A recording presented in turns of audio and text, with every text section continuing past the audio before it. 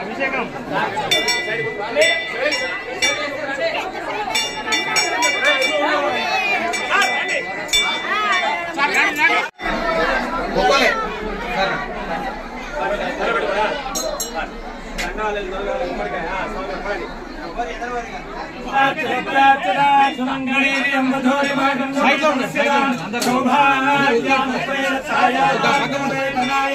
शुभाद्याश्रवणे मंगले मूर्ते ब्रह्मण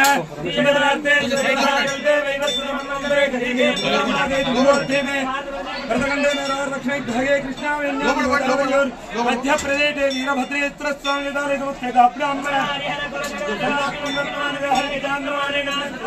संवत्सरे उत्तरायणे हेमंत वंशमाने कृष्णपक्षाध्याय चतुर्थ्याय अंबातरावतरस्तु लक्ष्मीवासुदेव श्रीमान गोत्रं చెప్పండి यमुना गोत्रोद्भवस्य अल्ला रायसरेड्डी नामदिशा नीलिमा नामदिशा सह कुटुंबानां यमुना गोत्रोद्भवस्य इदेंद्र नामदिशा सह सरिता नामदिशा सह कुटुंबानां क्षेमस्थैर्य अनन्य मम क्षेम स्थैर्य धैर्य विजय अभय आयुः आरोग्य ऐश्वर्य अभि सिद्ध्यर्थं वीरभद्र पाहिमां वीरभद्र रक्षमां ओम श्रीरुद्रम्रौद्रवदानं जोतकेतं जोत्रं जोमांगं भेवरूपं किणिकिणिरवचन्दनमालावृतांगं भूतप्रेताधिनादं धरकमले महंसो वन्दे लोकैकवीरं त्रिभुवनमिदं श्यामलं वीरभद्रम् ओम नमो भगवते रुद्राय ओम नमस्ते रुद्रवन्योतो दैववे नमः नमस्ते अस्तुधन्वने बाहुभ्यां नमः नमः या देवश्रीवदानिकं भगवते द्रवं शिवाजरञ्जयातवदयानोत्रणया या रुद्र शिवातरोरघोरापारकाशि या नत्तमाजुन्दया गिरिगन्धारिदागने या विदङ्गिरिरन्धार्ते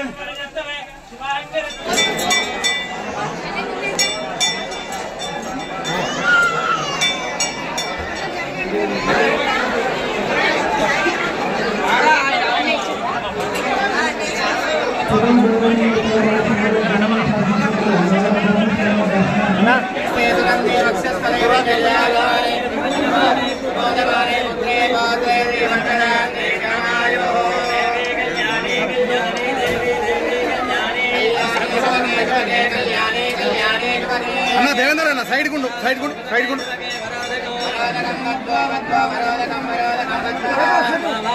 కావాలి అవి సంచిలై పంచేది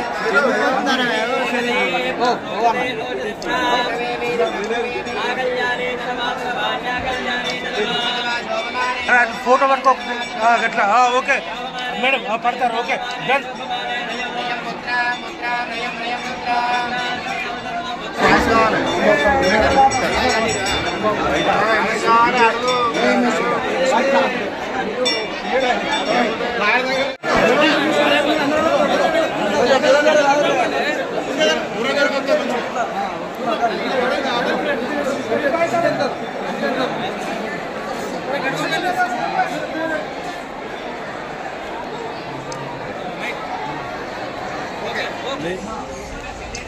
ప్రతి సంవత్సరం కొత్తకొండ జాతరకు సంక్రాంతి రోజే ఖచ్చితంగా వచ్చేవాడిని. ఈసారి కొన్ని అనివార్య కారణాల వల్ల ఈరోజు లేటుగా రావడం జరిగింది. నాకు తెలిసి నేను పుట్టినప్పటి నుండి గత చిన్నపిల్ల అంటే కొద్దిగా ఒక 5-6 సంవత్సరాల అప్పటి నుంచి ఇప్పటి వరకు కూడా 50 సంవత్సరాలుగా ప్రతి సంక్రాంతికి ఖచ్చితంగా నేను కొత్తకొండ వీరభద్ర స్వామి గారిని ఎప్పుడు కూడా ఆరాధిస్తుంటాను, దర్శించుకుంటాను. ఈ ప్రాంత ప్రజలకు వారి యొక్క ఆశీస్సులు ఎప్పటికీ ఉండాలని కూడా కోరుకుంటాను. చిన్నప్పుడు ఎడ్ల బండ్ల మీద వచ్చేది. నాకు తెలిసి ఈ మధ్య కాలంలో ఒక 5-6 సంవత్సరాల కంటే ముందు వరకు కూడా మేము ఎడ్ల బండ్ల మీద వచ్చేటోళ్ళం. కాబట్టి ఈ ప్రాంత అభివృద్ధి కోసం కూడా ఇంతకుముందు హైదరాబాదు, జనగామ ఇటువైపు వచ్చే ప్రాంత ప్రజలకు బాగా ఉండాలని చెప్పేసి మంచి రోడ్డు కూడా ఇవాళ వేసుకోవడం జరిగింది. వేలూరు నుంచి వెళ్ళి ఇక్కడ వరకు వచ్చే రోడ్లు కూడా కావాల్సిన బ్రిడ్జిలు కూడా అయిపోయినాయి. చిన్న పార్ట్ రోడ్డు మాత్రం మిగిలిపోయింది, అది కూడా అయిపోతుంది. చేసినట్లయితే చాలా సులువుగా ఇంతకుముందు బండ్ల మీద వస్తుంటే ఇవాళ ట్రాక్టర్ల మీద అదేవిధంగా మిగతా వాహనాల మీద కూడా వస్తున్నారు. కాబట్టి ఇవాళ బ్రహ్మాండంగా ఈ యొక్క వీరభద్రస్వామి గారి ఆశీస్సులు ఈ ప్రాంత ప్రజల మీద, అనేక మంది భక్తులు ఎక్కడి నుండి వచ్చినారో వారి మీద ఎప్పుడు కూడా ఉంటాయి. కాబట్టి ఇది ఒక తెలంగాణలోనే అత్యంత ముఖ్యమైన దర్శనీయ స్థలము. అదేవిధంగా ఆ స్వామివారు కూడా చాలా శక్తివంతులు. వారి యొక్క ఆశీస్సులు ప్రాంత ప్రజల మీద ఉండాలని మరొకసారి ఆ యొక్క దేవదేవుణ్ణి నేను మనసారా కోరుకుంటున్నా, ప్రార్థిస్తున్నా.